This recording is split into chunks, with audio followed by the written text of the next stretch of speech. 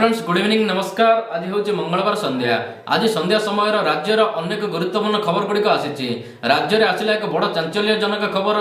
भाई भौणी रखिले अवैध संपर्क, भौणी है 2 मासर गर्भवती।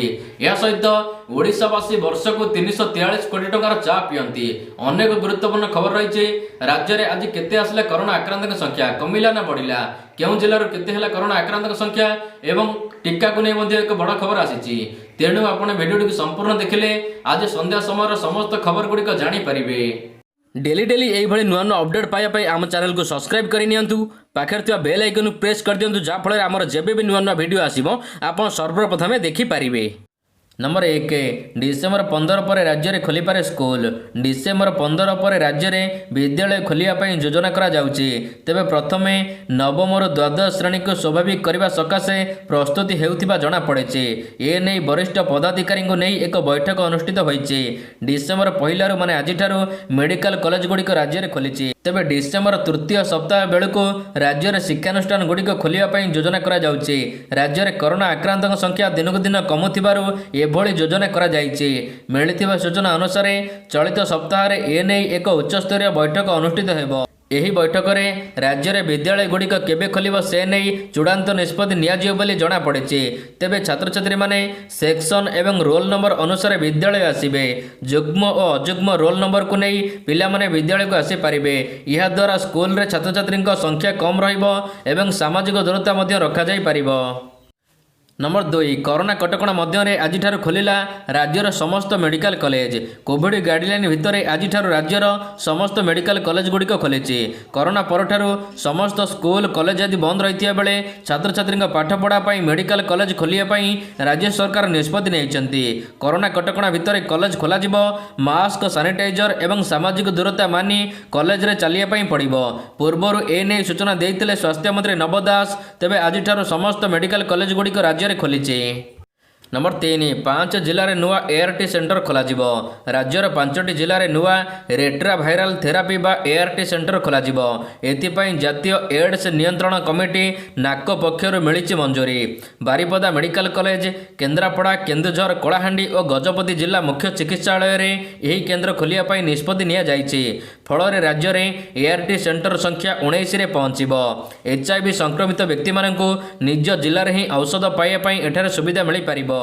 पूर्वर कोरापुट जिलार थिबा एआरटी सेंटरटी पीपीई मोड रे कार्य करुथिला। तेबे घरोई संस्था सहित धार्य चुक्ति शेष हेबा परे संपृक्त संस्था एथुरु ओहरी जाइछि।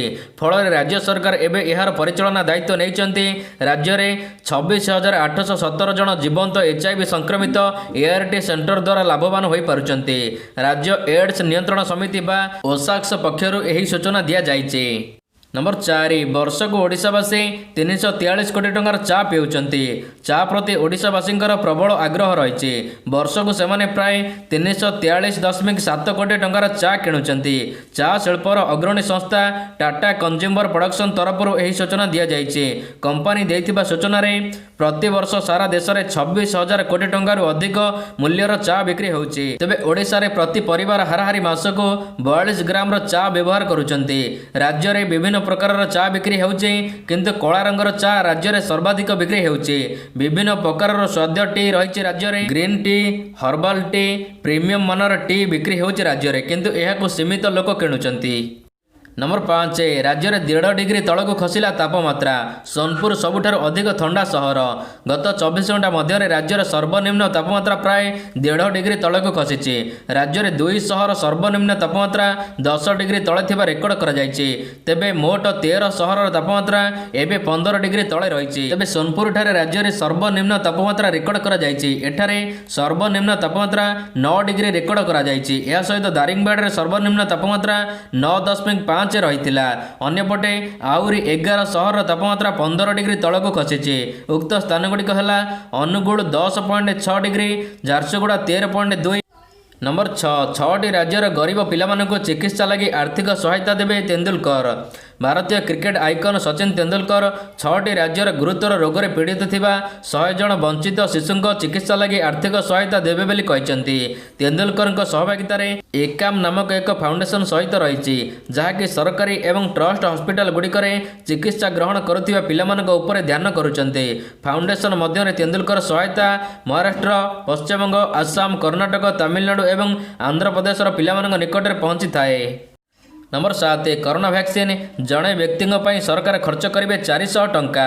କରୋନା ମହାମାରୀକୁ ଦୂରେଇବା ପାଇଁ ପ୍ରାୟତଃ ଭ୍ୟାକ୍ସିନ୍ ଏବେ ଶେଷ ପର୍ଯ୍ୟାୟରେ ପହଞ୍ଚି ସାରିଲାଣି। ଆଉ ଅଳ୍ପ ଦିନ ମଧ୍ୟରେ ଏହା ଉପଲବ୍ଧ ହେବ ବୋଲି କୁହାଯାଉଛି। ତେବେ ଏହାକୁ ନେଇ ସରକାର ଯୋଜନା ମଧ୍ୟ ପ୍ରସ୍ତୁତି ଆରମ୍ଭ କରିସାରିଲେଣି। ମିଳିଥିବା ସୂଚନା ଅନୁସାରେ ସରକାର ଯେଉଁ ଯୋଜନା ପ୍ରସ୍ତୁତ କରିଛନ୍ତି, ଏଥିରେ ଦେଶବାସୀଙ୍କ ଟିକାକରଣ ପାଇଁ ପାଖାପାଖି 20,000 କୋଟି ଟଙ୍କା ଖର୍ଚ୍ଚ କରିବା ପାଇଁ ପଡ଼ିବ। ପ୍ରଧାନମନ୍ତ୍ରୀଙ୍କ କାର୍ଯ୍ୟାଳୟ ପର୍ଯ୍ୟନ୍ତ ପହଞ୍ଚିଥିବା ଏହି ଯୋଜନା ଅନୁସାରେ ପ୍ରତ୍ୟେକ ବ୍ୟକ୍ତିଙ୍କ ପାଇଁ ସରକାର ପ୍ରାୟତଃ 400 ଟଙ୍କା ଖର୍ଚ୍ଚ କରିବେ ବୋଲି କୁହାଯାଉଛି। ଟିକାର 2ଟି ଡୋଜ୍ ଏଥିରେ ସାମିଲ ରହିଛି। କୁହାଯାଉଛି କି ସରକାରଙ୍କ ନିୟନ୍ତ୍ରଣ ଯୋଗୁଁ ଟିକାର ଦାମ କମ୍ ରହିଛି, ନଚେତ୍ ବଜାରରୁ ସିଧା ଟିକା କିଣିଲେ ଏହା ଅଧିକ ଦାମ ରହିବ ବୋଲି କୁହାଯାଉଛି। ନମ୍ବର 8 ଆଜି ସରକାରଙ୍କ ସହିତ ଆଲୋଚନା କରିବେ କୃଷକ ସଂଗଠନ। ଦିଲ୍ଲୀରେ ପହଞ୍ଚିଥିବା ପଞ୍ଜାବ ଓ ହରିୟାଣା କୃଷକ ଆନ୍ଦୋଳନ ଆଜି 6ଠ ଦିନରେ ପହଞ୍ଚିଛି। ଗତକାଲି ରାତିରେ କେନ୍ଦ୍ର ସରକାରଙ୍କ ଆମନ୍ତ୍ରଣ କ୍ରମେ ଆଜି ସରକାର ଏବଂ କୃଷକ ସଂଗଠନ ମଧ୍ୟରେ ଆଲୋଚନା ହେବାର ସମ୍ଭାବନା ରହିଛି। ତେବେ ଏହି ଆଲୋଚନା ପୂର୍ବରୁ କୃଷକ ସଂଗଠନ ଗୁଡ଼ିକ ମଧ୍ୟରେ ମତଭେଦ ଦେଖାଦେଇଛି। କେତେକ ସଂଗଠନ ଆଲୋଚନା ପାଇଁ ରାଜି ହୋଇଥିବା ବେଳେ ଆଉ କେତେକ ଏଥିପାଇଁ ମନା କରିଛନ୍ତି। ପଞ୍ଜାବ କିଷାନ ସଂଘର୍ଷ କମିଟିର ମହାସଚିବ ଖୁସ୍ପିନ୍ଦର ସିଂ କହିଛନ୍ତି ଯେ ଦେଶରେ ପ୍ରାୟ 500 କୃଷକ ସଂଗଠନ ଥିବାବେଳେ ସରକାର ମାତ୍ର 32ଟି କୃଷକ ସଂଗଠନକୁ ଆଲୋଚନା କରିବା ପାଇଁ ଡାକିଛନ୍ତି। ସରକାର ସବୁ ସଂଗଠନକୁ ନ ଡାକିବା ପର୍ଯ୍ୟନ୍ତ ଆଲୋଚନାରେ ଭାଗ ନିଆଯିବ ନାହିଁ ବୋଲି ସେ କହିଛନ୍ତି। ତେବେ ଗତକାଲି ପ୍ରଧାନମନ୍ତ୍ରୀ ନରେନ୍ଦ୍ର ମୋଦି ନୂଆ କୃଷି ଆଇନକୁ ନେଇ ସମର୍ଥନ କରିବା ସହିତ ଏହା କୃଷକଙ୍କ ହିତ ପାଇଁ କରାଯାଇଛି ବୋଲି ସେ କହିଛନ୍ତି।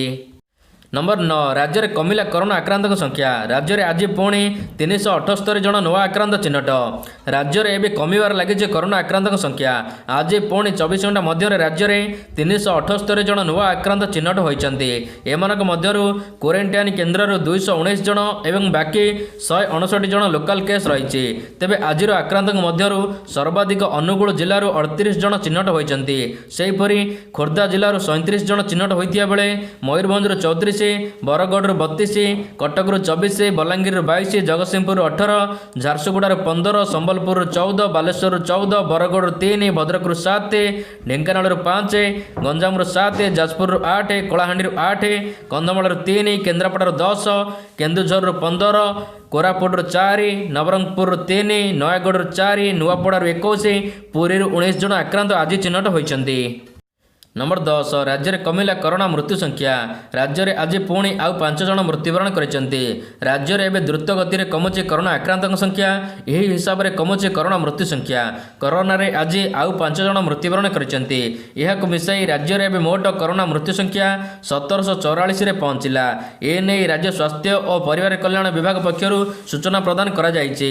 ତେବେ 5 ଜଣ ମୃତକଙ୍କ ମଧ୍ୟରୁ କେବଳ ପୁରୀ ଜିଲ୍ଲାରୁ 3 ଜଣ ମୃତ୍ୟୁବରଣ କରିଛନ୍ତି। ସେହିପରି ଜଗତସିଂହପୁର ଏବଂ ଖୋର୍ଦ୍ଧା ଜିଲ୍ଲାରୁ ଆଜି ଜଣେ ଲେଖା ଆକ୍ରାନ୍ତ ମୃତ୍ୟୁବରଣ କରିଛନ୍ତି। ଏହାକୁ ମିଶାଇ ରାଜ୍ୟରେ ଏବେ ମୋଟ କରୋନା ଜନିତ ମୃତ୍ୟୁ ସଂଖ୍ୟା 1744ରେ ପହଞ୍ଚିଲା। ନମ୍ବର 11 ଦେଶରେ ପୁଣି ଆଜି 31,000 ନୂଆ ଆକ୍ରାନ୍ତ ଚିହ୍ନଟ। ଗତ କିଛିଦିନ ହେଲା ଭାରତରେ ଦୈନିକ ଆକ୍ରାନ୍ତଙ୍କ ସଂଖ୍ୟା ହ୍ରାସ ପାଇବାରେ ଲାଗିଛି। ଗତ 24 ଘଣ୍ଟା ମଧ୍ୟରେ ଦେଶରେ ପ୍ରାୟ 31,118 ଜଣ ନୂଆ ଆକ୍ରାନ୍ତ ଚିହ୍ନଟ ହୋଇଛନ୍ତି। ଏହାକୁ ମିଶାଇ ଦେଶରେ ଏବେ ମୋଟ ଆକ୍ରାନ୍ତଙ୍କ ସଂଖ୍ୟା 94 ଲକ୍ଷ ଟପିଛି।